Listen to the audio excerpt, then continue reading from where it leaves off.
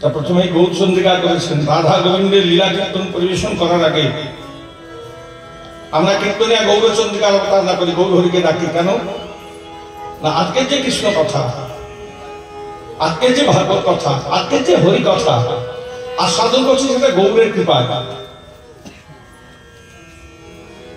যদি গোরা না হতো কি মতি হইত কেমন ধরিতাম দে।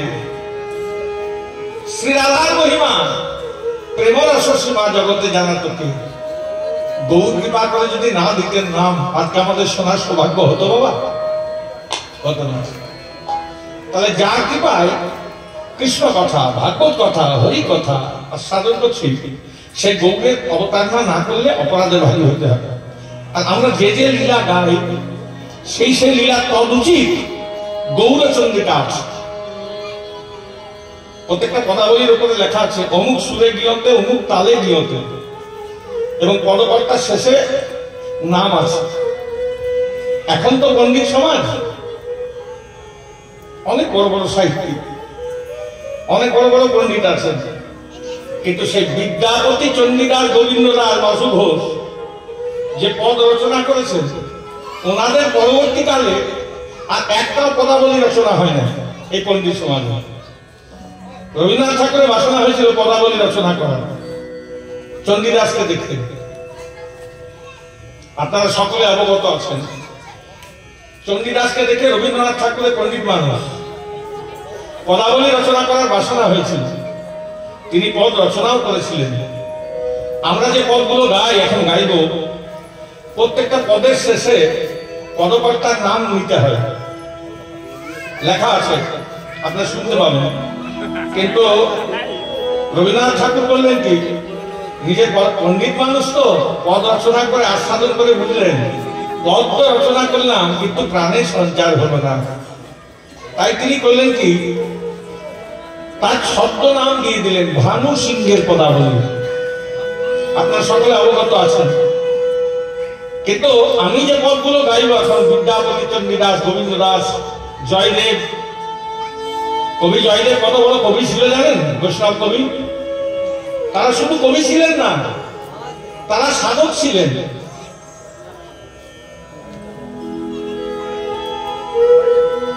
তারা কবি ছিলেন না, সাধক ছিলেন।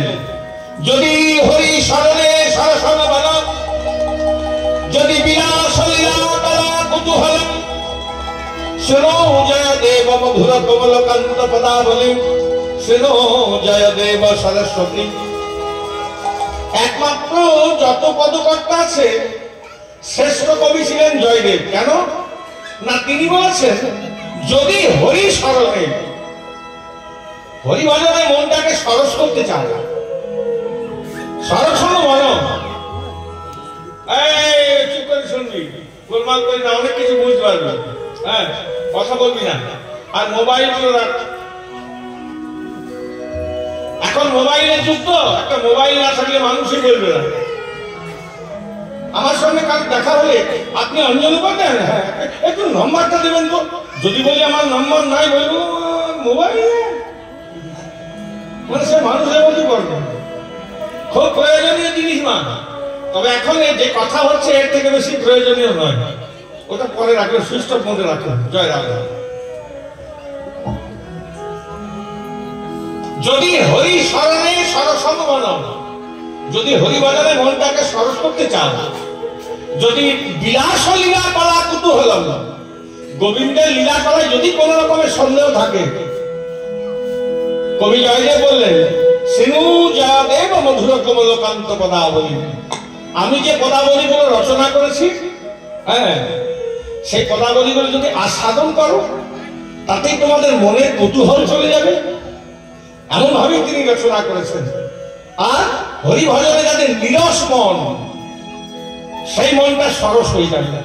একটু মনোনিবেশ করুন। আজকে সেই কবি জয়দেবকে আশ্রয় করে আজকে প্রথম গৌরচন্দ্রিকার পদ। কৃষ্ণ কৃষ্ণ কৃষ্ণ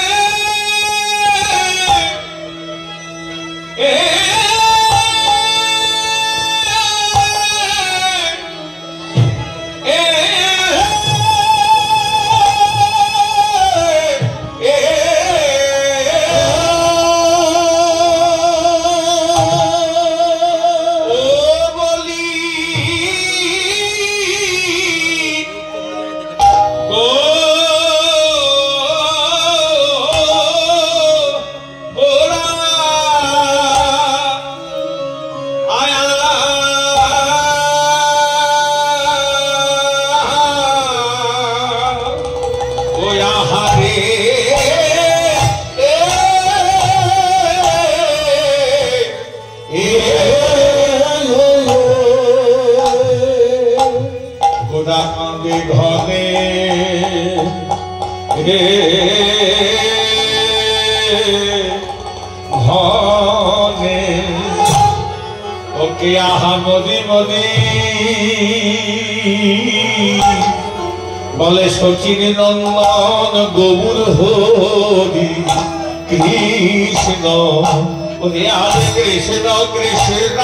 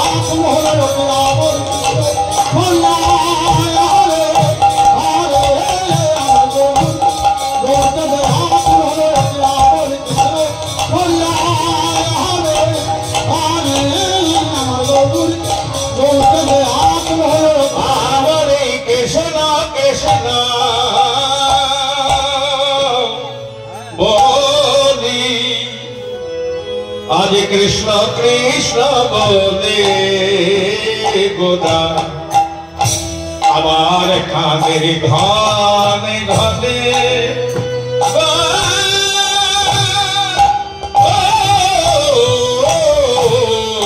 कृष्ण कृष्ण बोले गोदा कृष्ण कृष्ण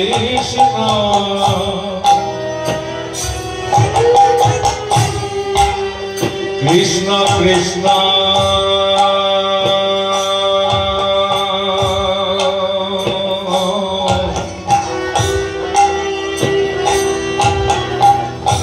बोले गोरा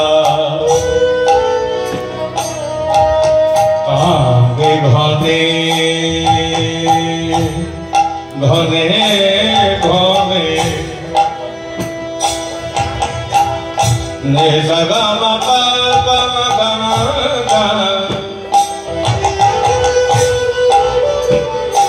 गा मा पा ने सरे दा पा मा पा गा मा गा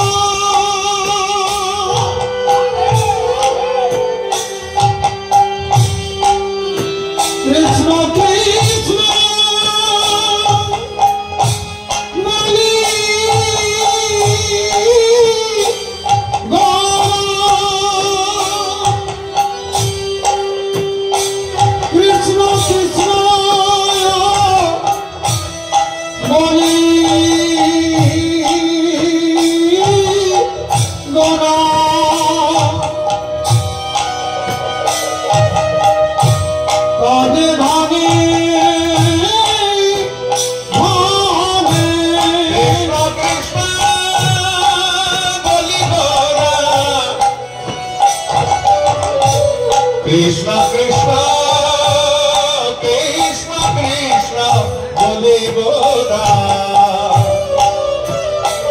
কানে ঘনে ঘনে কৃষ্ণ কৃষ্ণ বলে গোরা কৃষ্ণ কৃষ্ণ বলে বলে গোরা কৃষ্ণ কৃষ্ণ বলে গোরা আমার কত সুর সুরধ্বনি বহে কত সুর ধ্বনি বহে আজ কত সুর সুরধ্বনি বহে কত সুর ধ্বনি বহে বলে আমার কত সুর সুরধ্বনি বহে এই অরুণায়নে কত সুর ধ্বনি বহে হরি কেন মানছে কেন মানছে ভাবে কিসের লাগি কেন মানছে ভাবে কিসের লাগি কেন মানছে কার ভাবে পড়েছে মনে কেন মানছে কার ভাবে পড়েছে মনে কেন মানছে গৌর হরি কেন মানছে সচিদানন্দ গৌর হরি ভাবে কিসের লাগি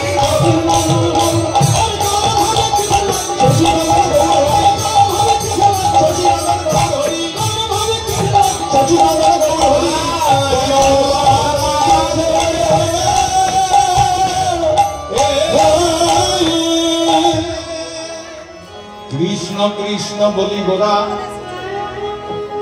গোরা কাঁদে ঘটে ঘনে কাঁদে ঘটে ঘনে কত সুর ধ্বনির ধারা বহে এই অরুণ নয়নে অরুণ নয়নে শ্রীমন মহাপ্রভু কৃষ্ণ কৃষ্ণ বলছে কাঁদছে নয়নে গদগদ প্রেমাশ্রু ধারা রূপে বিগলিত হচ্ছে শ্রীমন মহাপ্রভু কাঁদছেন কেন হেন কৃষ্ণ নাম যদি কেউ লহে বহুবার না বহে প্রেমাশ্রু গদগদ অশ্রুধার তাহাতে জানিও পাপ আছয়ে প্রচুর কৃষ্ণ নামের বীজ দাহে না হয় অঙ্কুর কৃষ্ণ বলে না কাঁদলে কৃষ্ণের কৃপা হবে না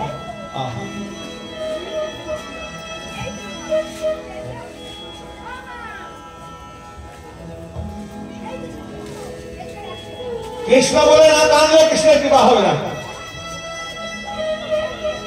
জয় রাধে দেখি বাবা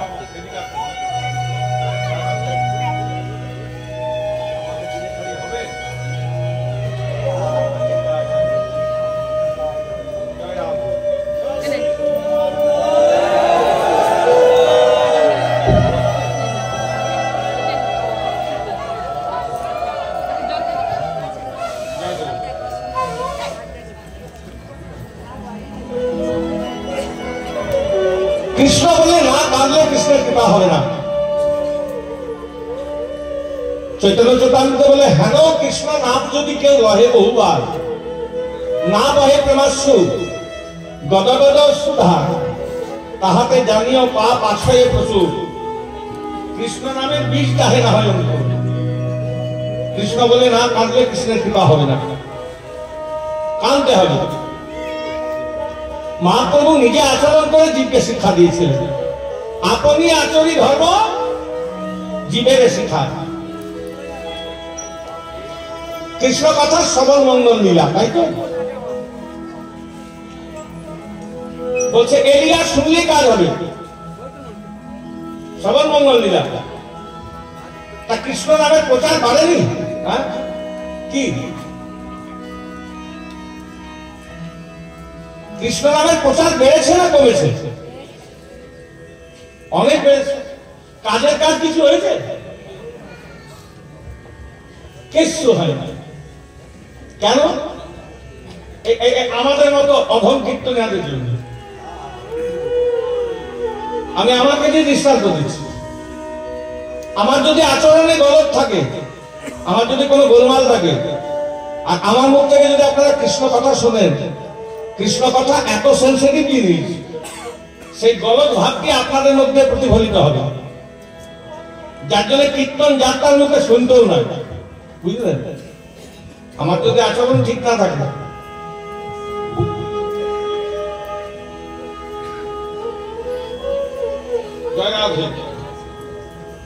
যার জন্য মহাপ্রভু নিজে আচরণ করে জীবকে শিক্ষা দিয়েছিলেন। এক গুরুদেবের কথা বলি, তার বেশ কিছু শিষ্য শাখা ছিল।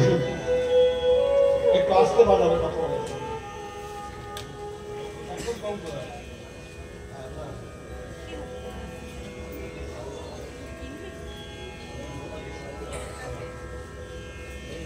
তাই গুরুদেব তার শিষ্যকে বলছে, শিষ্য প্রচুর শিষ্য শাখা আছে, তার মধ্যে একটা শিষ্যের ছোট্ট একটা সন্তান আছে।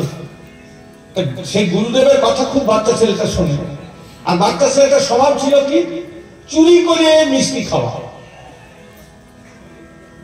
আর এত মিষ্টি খেত যে ডাক্তারে বলে দিয়েছে, এবার মিষ্টি খেলে তোমার ছেলে বাঁচবে না আর বেশি দিন। বাঁচার ছেলেকে বাঁচাতে চাও তো মিষ্টি খাওয়া বন্ধ করো। এ মানা করে চুরি করে খান, এ তালা দিয়ে রাখে, তালা ভেঙে মিষ্টি খেয়ে নেয়, চিনি গুড় রসগোল্লা যা থাকে ভেঙে খেয়ে নেয়। গুরুদেবের বলছে, গুরুদেবের কথা শুনে খুব আমার ছেলে, চল গুরুদেবের কাছে নিয়ে যায়। গুরুদেবের কাছে নিয়ে গেছে, নিয়ে গিয়ে বলছে, প্রভু এর এক দুরারোগ্য ব্যাধি হয়েছে, কি না মিষ্টি খায়, যার জন্যে লিভারের মধ্যে ছোট্ট ছোট্ট কৃমি হয়েছে। ডাক্তারে বলেছে যদি মিষ্টি খাওয়া বন্ধ না করি মরে যাবে। তা প্রভু আপনার তো খুব কথা শোনে, আপনি কৃপা করে মানা করে দেন। তাহলে ও শুনবে। গুরুদেব কিন্তু কিছু বললো না। বেশ অন্যদিন আসিস, আবার 15 দিন পর এসেছে।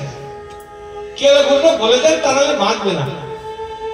যে 15 দিন পর এসেছে অমনি গুরুদেব ওই বাচ্চাটাকে বলছে, খবরদার মিষ্টি খাবি না। কি আমায় ভালোবাসি? বলে হ্যাঁ প্রভু। আমার কথা শুনি? বলে হ্যাঁ শুনি। মিষ্টি খবরদার খাবি না। শিষ্যটা চিন্তা করছে, আমি 15 দিন আগে এসেছিলাম, এই কথাটা 15 দিন আগেই তো বলতে পারতো। এইটুকু কথার জন্য আবার 15 দিন পর আসতে হলো। প্রভু 15 দিন আগে বলে দিলেন না কেন? বলে রে 15 দিন আগে বললে ক্রিয়া হতো না কেন? না তার আগে আমিও তো খুব মিষ্টি খেতাম, আমি নিজে উপদেশ ছেড়েছি, তারপর তো ছেলেকে আদেশ দিয়েছি ক্রিয়া হবে। তা নিজে আচরণ করে জীবকে যদি শিক্ষা দেয় তবে ক্রিয়া হবে। যার জন্য মহাপ্রভু যা করেছিলেন নিজে আচরণ করে জীবকে শিক্ষা দিয়েছিলেন। তাকে মহাপ্রভু কৃষ্ণ কৃষ্ণ বলে কাঁদছে, জীবকে শিক্ষা দিচ্ছে। কেন কৃষ্ণ বলে কাঁদছে? মহাপ্রভু আজকে ভাবের গতিতে উল্টোটা গতি। কেমন গতি? অগরু চন্দনে গোদা নাহি মাখে গায়,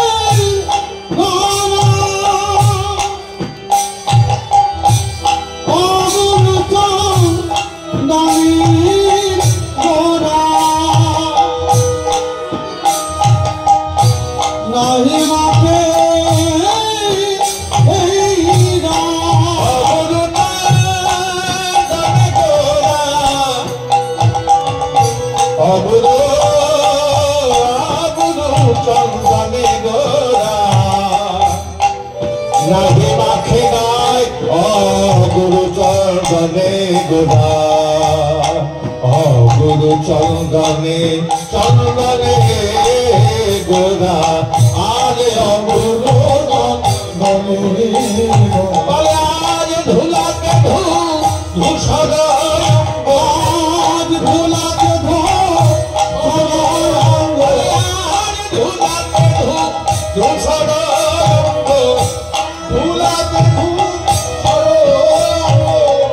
আজ ধুলাকে ধূসর আজ ভূমি করি যাই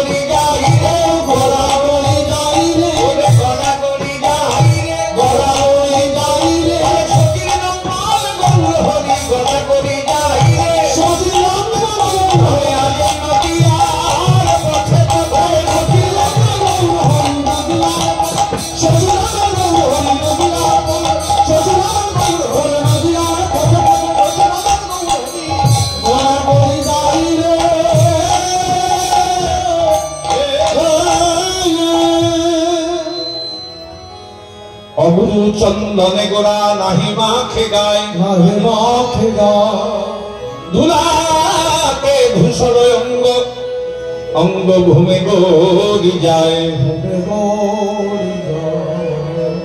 আমরা গৌরের অঙ্গে কি দিই? গৌরের অঙ্গে কি দিব? চন্দন তুলসী। তা চন্দনের ক্রিয়া কি? আজকে মহাপ্রভু উলটা করতি চন্দনের ক্রিয়া কি? চন্দন লাগালে কি হবে?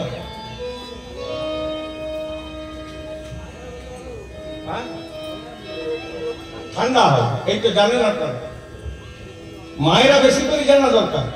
একটা বিষ পড়া হয়েছে, খুব যন্ত্রণা হচ্ছে, বলি না একটু চন্দন লাগিয়ে কি জ্বালান নিবৃত্তি হয়। চন্দনের ক্রিয়া কি? ঠান্ডা হয়। মহাপ্রভু উলটা করতেন অগুরু চন্দনে গোরা নাহি মাখে গায়। অগুরু ঠান্ডা জিনিস। দেখবেন মহাপ্রভু সেবার জন্য আসে, একটা শিশিতে থাকে, যদি একটু হাতে পড়ে যায় ঠান্ডা ঠান্ডা লাগে, লাগে না? আর চন্দনও ঠান্ডা।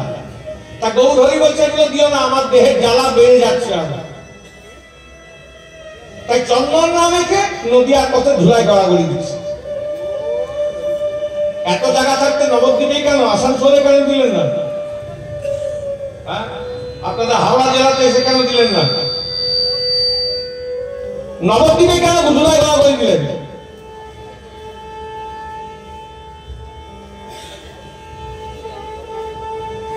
প্রতিশ্রুতবদ্ধ ছিলেন কার কাছে?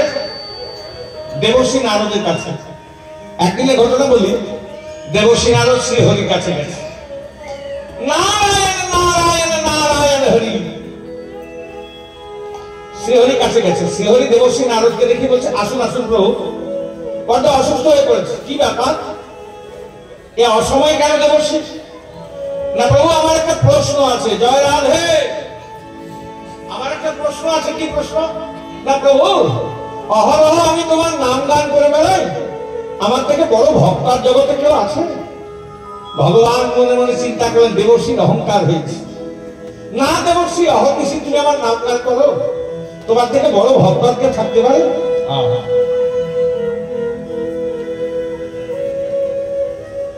দেখুন, এটা কিন্তু গোবিন্দের ইচ্ছা। আমি হাওড়া জেলাতে বহু জায়গায় কীর্তন করেছি, কিন্তু আপনাদের গোবিন্দের নাম শোনার যে আগ্রহটা, না আগ্রহটা খুব কম জায়গাতেই শুনতে পাওয়া, দেখতে পাওয়া যাবে। জয় রাধে।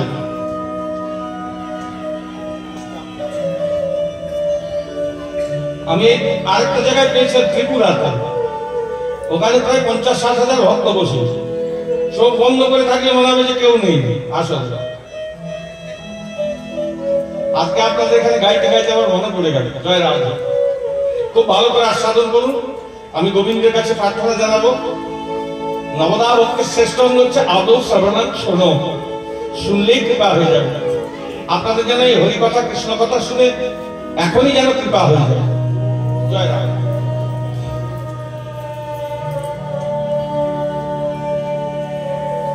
আপনাদের হবে, আমাদের হবে না,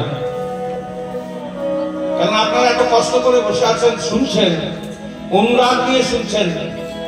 আপনাদের হবে, আমাদের হবে না। আমাদের কন্ট্যাক্ট করা শুধু আমরা জোর করে ফোন করলে বলি যে এত হাজার টাকা না দিতে পারলে যেতে পারবো না। আমাদের স্বার্থ আছে, আপনারা নিঃস্বার্থ ভাবে বসে আছেন।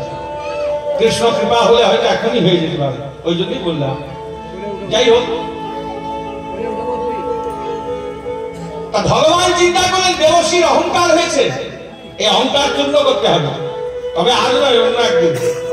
বলে না দেবশ্রী, অহর্নিশি তুমি আমার নাম গান করো, তোমার থেকে আর বড় ভক্ত কেউ এই ত্রিজগতে থাকতে পারে? দেবশ্রীর আনন্দের সীমা নেই।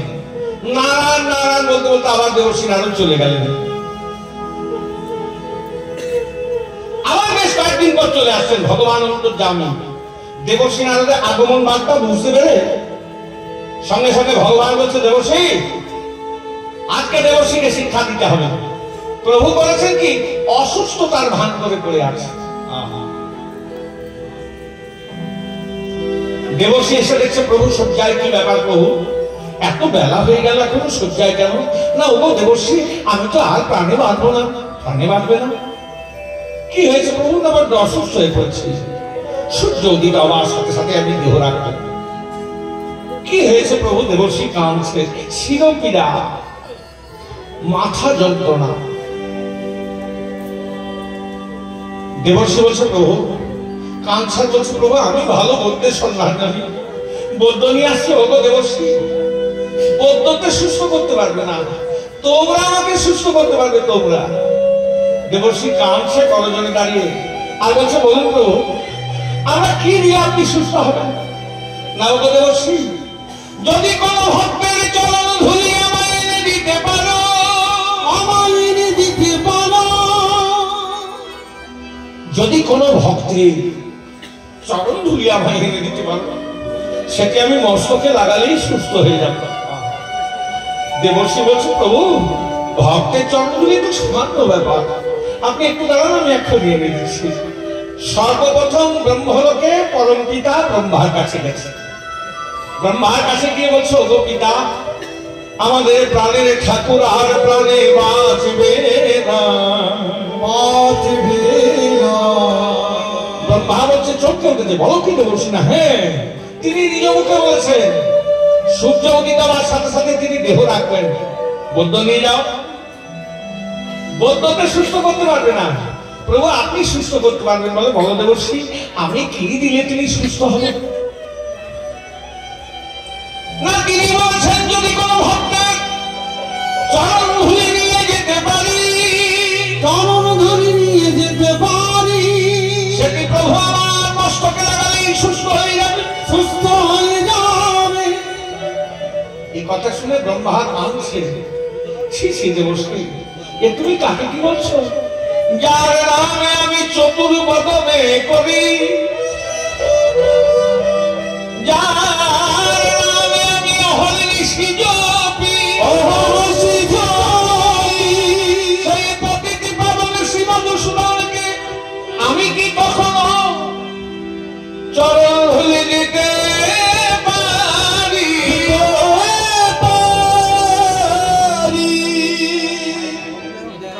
যার নাম আমি চতুর্বদনে করি, যার নাম অহর্নিশি জপি, সেই পতিত পাবন শ্রীমধুসূদনকে আমি কি কখনো চরণ ধুলো দিই? আমার পক্ষে সম্ভব নয়, তুমি অন্য কোথাও দেখো। হ্যাঁ গো, ঈশ্বরকে চরণ ধুলো দেবে এত বড় বুকের পাটা কার আছে?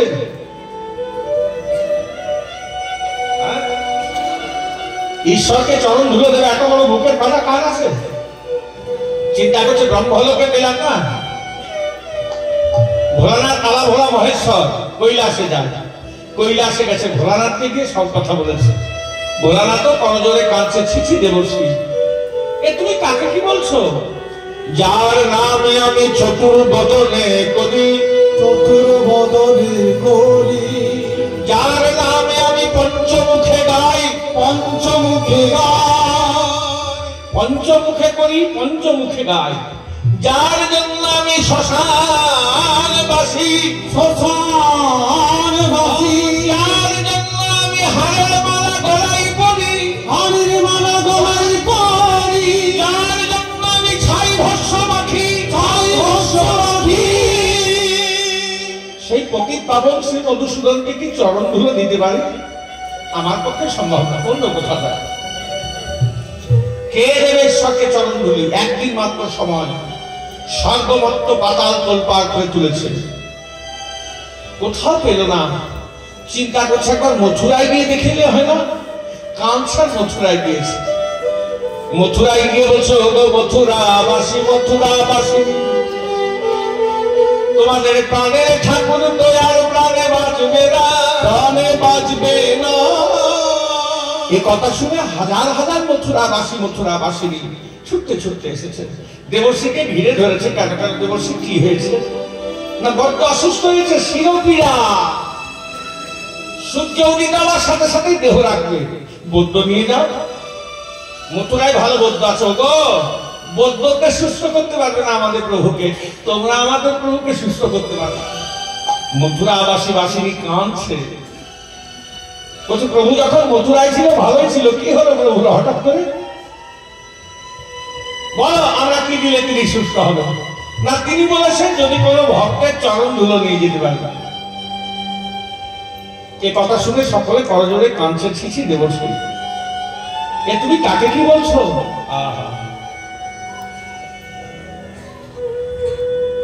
আমরা তো তাকে পতিরূপে ভজনা করি, পতিকে কেউ কোনদিন চরণ ধুলো দেয়?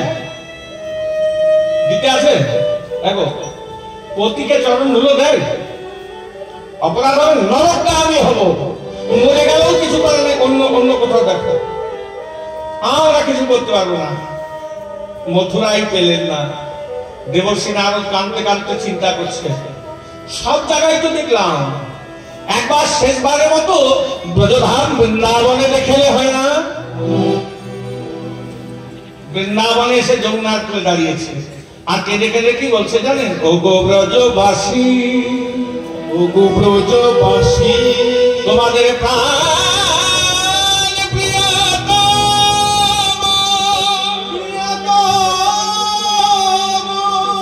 তোমাদের প্রাণহীন, তোমাদের প্রাণ বল্লভ, তোমাদের প্রাণের ঠাকুর আর প্রাণে বাঁচবে না, আর প্রাণে বাঁচবে না, আর প্রাণে বাঁচবে না। এই কথা শুনে হাজার হাজার ব্রজগোপী একসাথে ছুটোছুটি করতে করতে এসছে। কেন কেন দেবশ্রী কি হয়েছে? না বড্ড অসুস্থই করেছে, সূর্য উদিত হওয়ার সাথে সাথে দেহ রাখবে। ব্রজে ভালো বৌদ্ধ আছে, নিয়ে যাও। ব্রজগোপীরা বলছে ওগো বৌদ্ধকে সুস্থ করতে পারবে না, তোমরা আমাদের প্রভুকে সুস্থ করতে পারবে। তখন ব্রজগোপীরা কাঞ্চার বলছে বলো দেবশ্রী, আমরা কি দিলে আমাদের প্রভু সুস্থ হবে? না তিনি বলেছেন যদি কোনো ভক্তের চরণ ধুলে নিয়ে যেতে পারে। গোপীদের অনুরাগ দেখুন। ব্রজে গেছেন বৃন্দাবনে? আচ্ছা কে কে গেছেন একটু হাত তুলে দেখান দেখি।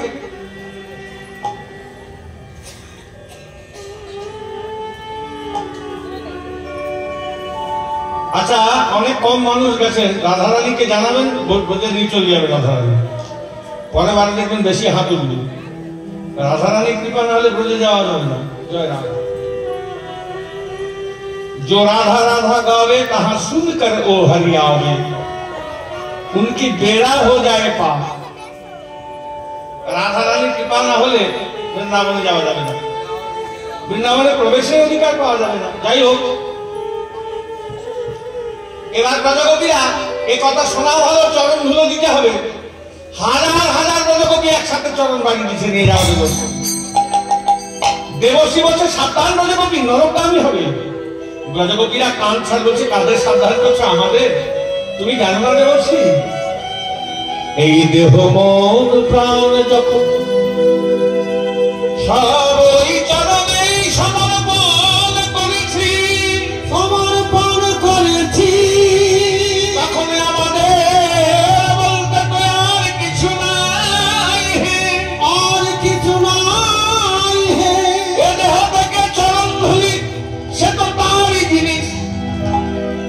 তার জিনিস তাকে তো তুমি বাধা দিচ্ছ, নিয়ে যাও যত অপরাধ হবার, প্রভু তো সুস্থ হবেন। কেমন অনুরাগ, বলছে দেহটাই দিয়ে দিয়েছি। শুধু দেহ নয়, কুল শীল ইমান লজ্জা ধৈর্য গুরু গৌরব জীবন যৌবন দেহ মন প্রাণ সব দিয়ে দিয়েছি। তখন আমাদের বলতে তো কিছু নাই। জয় রাধে, কীর্তন শোনার সময় ডিস্টার্ব করা যাবে না, এর থেকে বড় কাজ আর কিছু নাই। জয় রাধে, এই কীর্তন শেষ হবে, তারপর আপনি উঠবেন বাবা। জয় রাধে।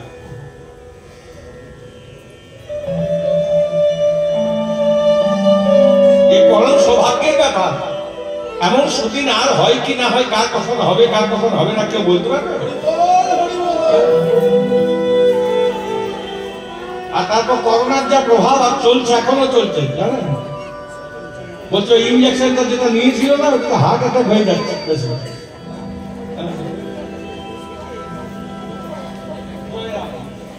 কার যে কখন কি হবে কেউ বলতে পারবে না। বহু করুণা করে ভগবান এই মানব জন্ম দিয়েছেন, অন্য কিছুর জন্য নয়, বাড়ি বানানোর জন্য নয়, গাড়ি বানানোর জন্য নয়, ছেলে মানুষ করার জন্য নয়, মেয়ে দিয়ে যাওয়ার জন্য নয়। এ হলো হরি ভজনের দেহ। এই হরি ভজনের দেহে যদি হরি ভজনা করতে পারেন তবে উৎকৃষ্ট জন্ম, তাহলে আসা যাওয়াই সার হল। জয় রাম।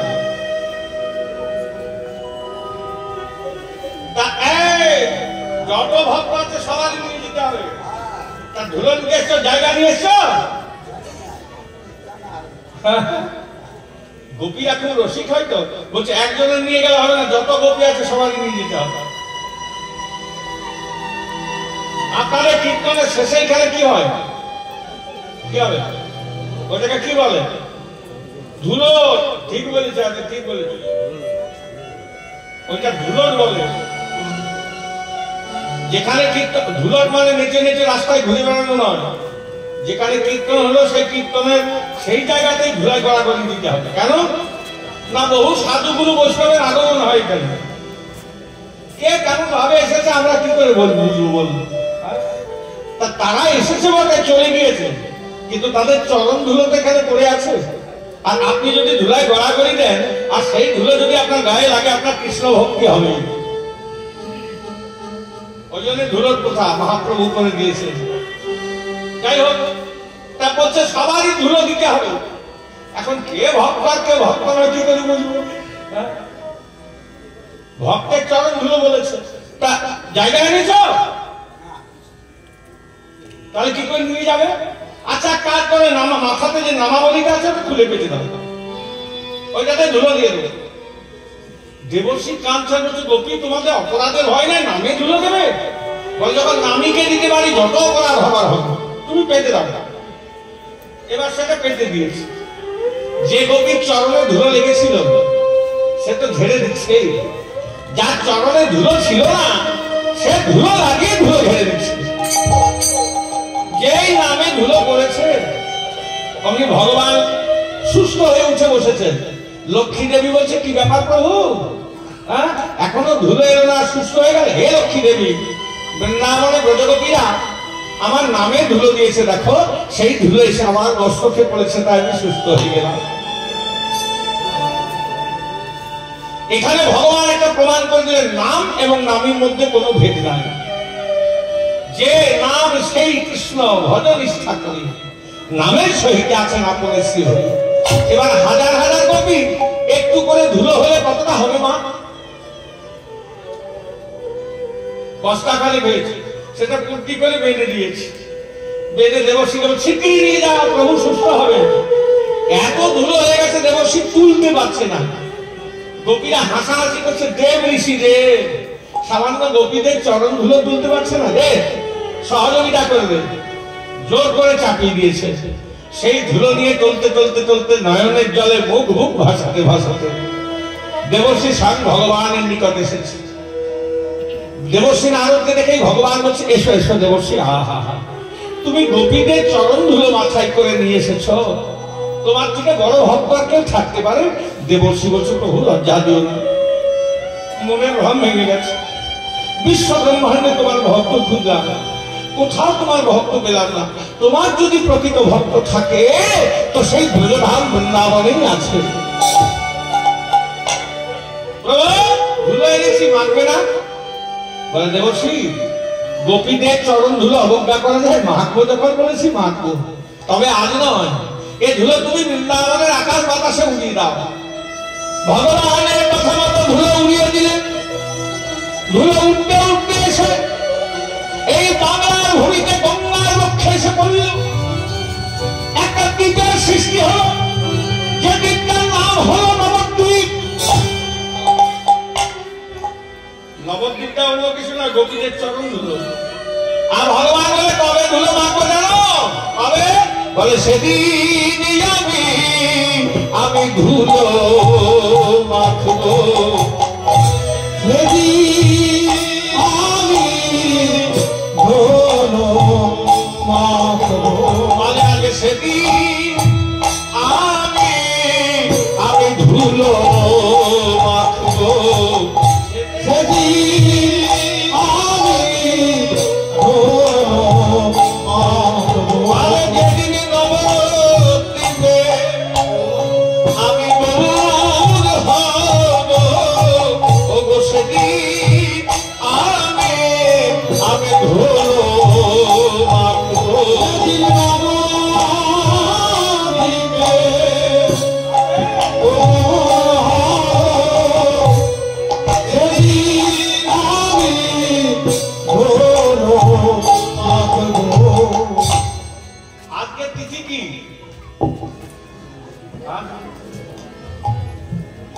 কালকে হবে, আজকে চাচো,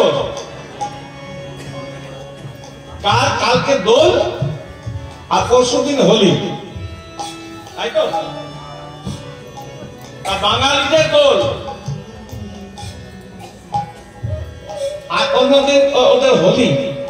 আর আমাদের এই দোলের আগের দিন চাচক কেন হয়? আপনি দেখলাম আগুন জ্বলছিল ওখানে। ওই আগুন জ্বলাটা কি জানো? হোলিকা দহন। হিরণ্যকশিপুর বোনের নাম ছিল হোলিকা। শত চেষ্টা করেছিল প্রহ্লাদকে মারা, যখন পরিশ্রান্ত হয়ে গেল তখন হিরণ্যকশিপু মাথায় হাত নিয়ে গম্ভীর মুদ্রায় বসে আছে। বোন এসেছে, কি ব্যাপার দাদা, এত মন খারাপ কেন? না দেখ না, আমার শত্রু, আমারই পুত্র, কত চেষ্টা করলাম মারবার, কোনো মতে মারতে পারলাম না। বলে দাদা চিন্তা করিস না, আমার একটা দেবতার বর আছে। কি না, অগ্নি আমাকে কিছু দগ্ধ করতে পারবে না। কেন না, অগ্নিতে বসলে একটা শীতল চাদর এসে আমার গায়ে পড়বে, ওইটার জন্য আমি বেঁচে যাবো। তোর ছেলেকে আমি কোলে করে নিয়ে তুই আগুন জ্বালানোর ব্যবস্থা কর। একদম জ্বলন্ত আগুনে গিয়ে বসবো, দেখবি তোর ছেলে পুড়ে মরে যাবে, আমি যেমন কাছে এরকম থাকবো। বলে বেশ, আগুন জ্বালানোর ব্যবস্থা করো। প্রচুর বেশ বড় কাঠ নিয়ে এসে আগুন জ্বালানোর ব্যবস্থা হলো, দহন হবে। জয় রাধা। হোলিকা করলো কি, ভাইপোকে কোলে নিয়ে সেই জ্বলন্ত আগুনে প্রবেশ করলো। আর শ্রীহরির এমন ইচ্ছা, সেই শীতল চাদরটি ওই হিরণ্যকশিপুর বোনের গায়ে পড়বে কি, প্রহ্লাদের গায়ে গিয়ে ঢাকা দিয়ে দিয়েছে। পুড়ে মরে গেল, প্রহ্লাদ যেমন কাছে এরকমই থাকত। এবার প্রহ্লাদের যারা ভক্ত তারা সব হোলির আনন্দ করতে, হোলি মানে রং খেলা নয়। দেখবে রং খেলে আর কাদামাটি খেলে, তো কাদামাটি যারা খেলে তারা সব হিরণ্যকশিপুর গোষ্ঠী। আর রং নিয়ে যারা আনন্দ করে, আবির টাবির নিয়ে, গুলাল নিয়ে, তারা হচ্ছে প্রহ্লাদের ভক্ত। কারণ এখানেও দেবকুল আর দৈত্যকুল আছে।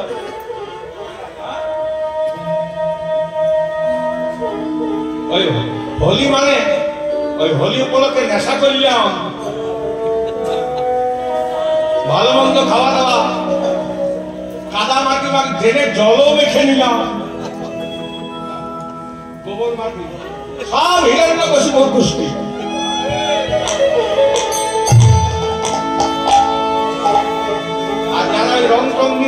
একটা গুরুজনদের পায়ে দেয়, শ্রীহরিকে দেয়, দেখবেন একটু আবির টাবির নিয়ে, ওরা সব প্রহ্লাদের দিকে।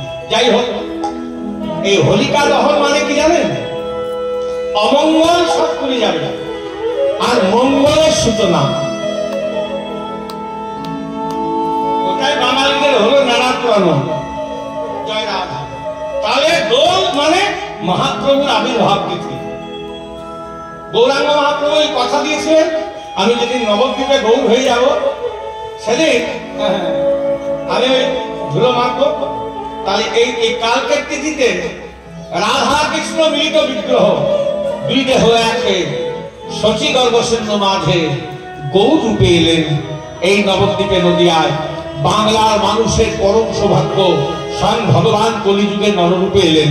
শ্রী রাধায় প্রণয় মহিমা কীর্তি শোভামা সদ্য জেরদ ভূত মধুমা কীর্তি শোভাময়া সৎভাগস্য বলন ভবতু কীর্তি শোভাময়া তদ্ভাগ্য সমাদনি সচী গর্ভসেন্য হরি হরি। যেদিন নবদ্বীপে গৌর হব সেদিন আমি ধুলা মারব। তাই আজকে মহাপ্রভু নবদ্বীপে এসে গৌর, আজকে এটা 540 হবে,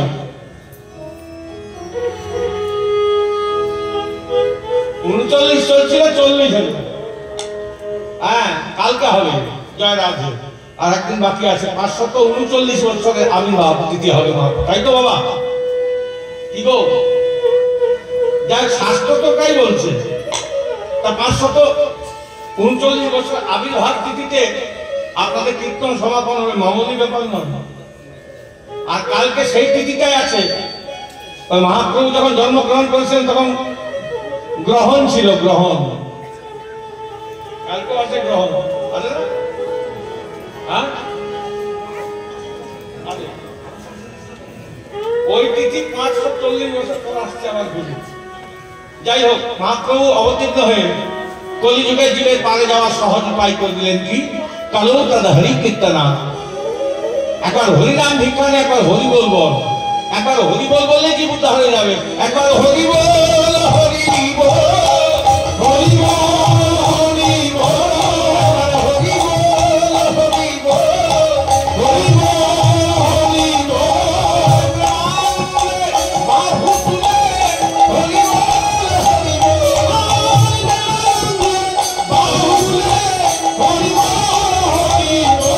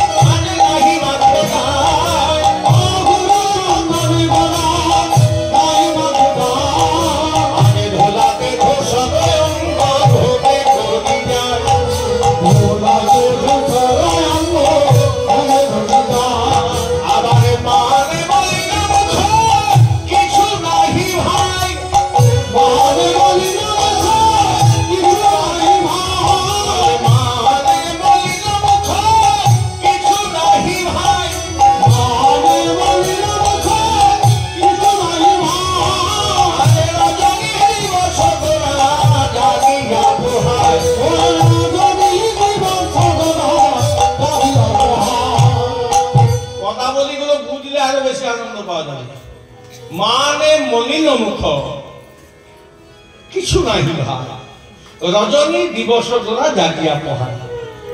বিরহ জ্বালা জানেন তো? বিরহ, কারো যদি বিরহ জ্বালা হয়, ভক্তরা কি চান? আপনারা গোবিন্দের পরম ভক্ত কি চান? বিরহ চান না মিলন চান? বলুন, একটু জোরে বলুন, তবে তো করবো। মিলন চায়, কিন্তু ভক্তরা তো বিরহটাই চায়।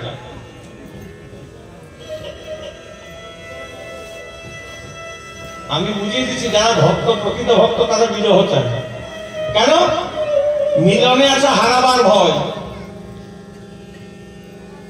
আর বিরহে আছে পাবার লালসা। হরিভজনের সংস্কার কি? লালসা।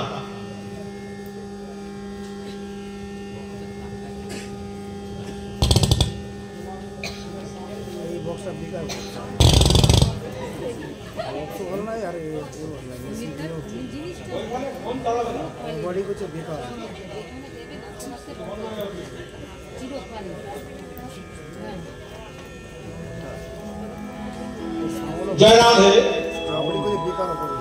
মিলনে আছে হারাবার ভয়। কেমন না, দুর্গা পূজা আস্তে আস্তে ভালো না এসে যাওয়া ভালো? আস্তে আস্তে ভালো। আসবার আগে নতুন জামা প্যান্ট, ঘর রং করা, সাজু, কত তৈরি। আর যে পুজো চলে এলো অমনি আর দুদিন, আর একদিন দেখবেন তখন জবাব হয়। তা আস্তে আস্তেটা যেমন ভালো, তেমনি হরিভজনে বিরহটা হচ্ছে, মিলনটা হচ্ছে যাবার ঘর। ওই জন্য ভক্তরা ওই বিরহ চাই না, বিরহটা চাই, মিলন চাই না। জয় রাধা। তাহলে মিলনে আছে পাবার, বিরহে আছে পাবার লালসা। এই পূর্ণ বিরহ দশা রাধারানী, সেটা মহাপ্রভু প্রকাশ করছেন কলিযুগে। বিরহ হলে কি হয়, কি করে বুঝবেন কোন মানুষের বিরহ হয়েছে? বিরহের প্রধান 4টি লক্ষণ: অনিদ্রা, অরুচি, অলস আর কন্দন। যদি বিরহ হয়, অনিদ্রা, ঘুম আসে বাবা?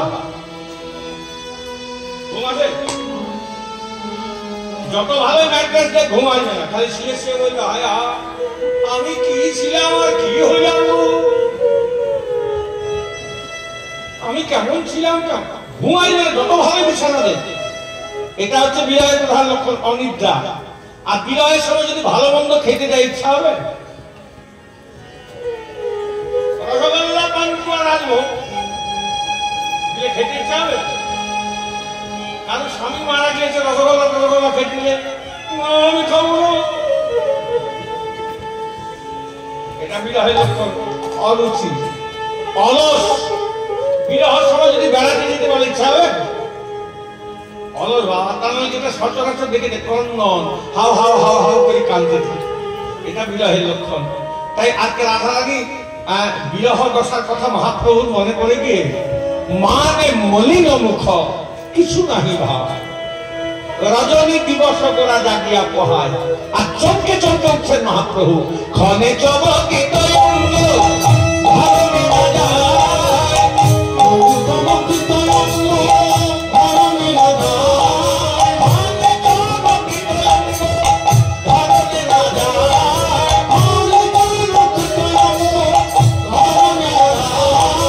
আরে মানে দশ পুরাকার বাস ঘোষে গায়, রসগোল্লা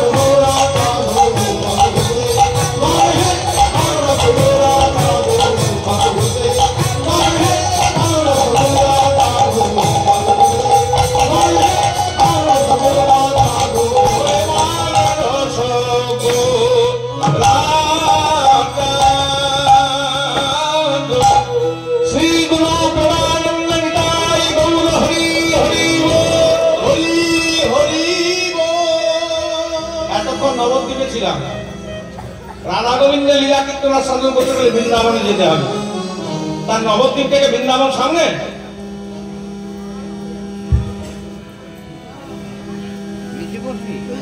নবদ্বীপ থেকে বৃন্দাবন সামনে।